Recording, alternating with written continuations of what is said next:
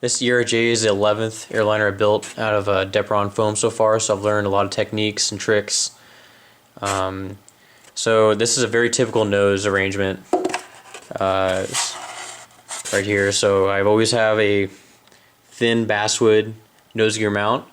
It always goes between the two formers or whatever you have in the nose there. The more formers the better in whatever plans you're using.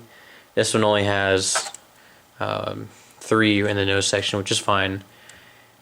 And because I fly off a grass runway, I always have a nice beefy nose gear support right there. So the retract will mount in the bottom there. I open up this area whenever I'm at that stage in the build.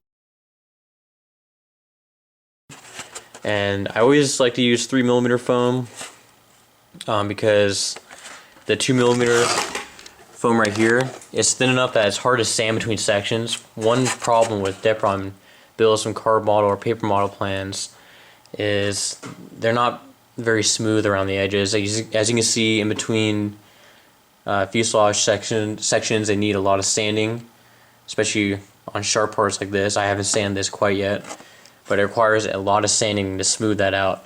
And if you have thin foam, you're going to run out of material to sand. So I recommend 3mm foam. There is no structure in between the formers here. It is just roll 3mm foam. And especially on a smaller fuselage, this is only 1/25th scale. You know, the Embraer only has 2x2 cross seating. So it's very strong. No need for extra structure. As you can see, I cut out most of the former there.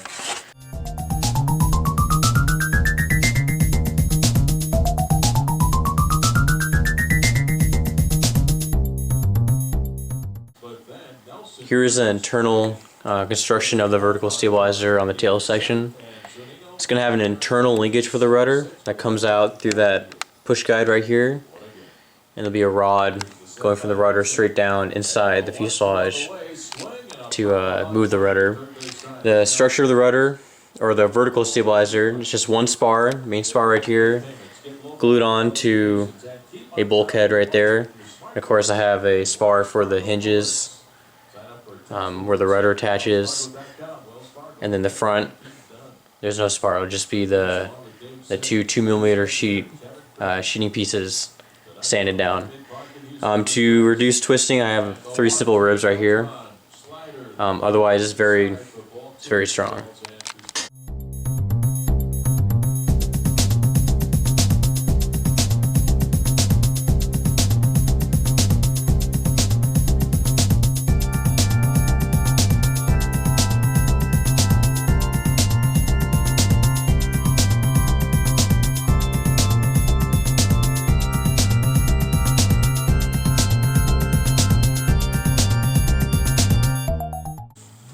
Right here is the tail section. I have the internal linkage for the rudder done.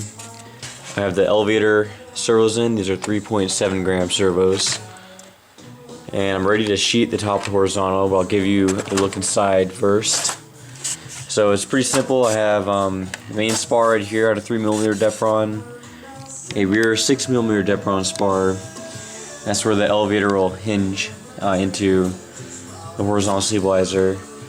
And then this wooden piece right here is a dihedral spar that connects inside the fuselage here. You can see the internal rudder linkage right there. It's just a wire going into the rudder. And then the servo extensions for the elevator. So this part will be plugged up right here with the bulkhead, and I'll be ready to sheet the horizontal stabilizer and move on.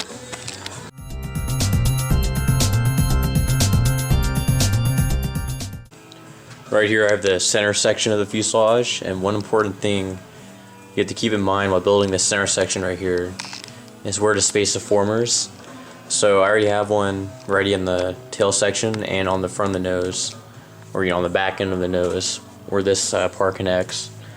But I need formers to support the wing box. So what I did is I took my root airfoil, I have the correct cord, I placed it on the plans where it belongs.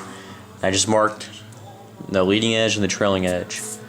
That'll give me the placements for the formers, so I'll put one of these guys here and one former here, maybe an additional one in the middle here for extra support, and then at the very end, that's where the sheeting connects to the tail section and nose.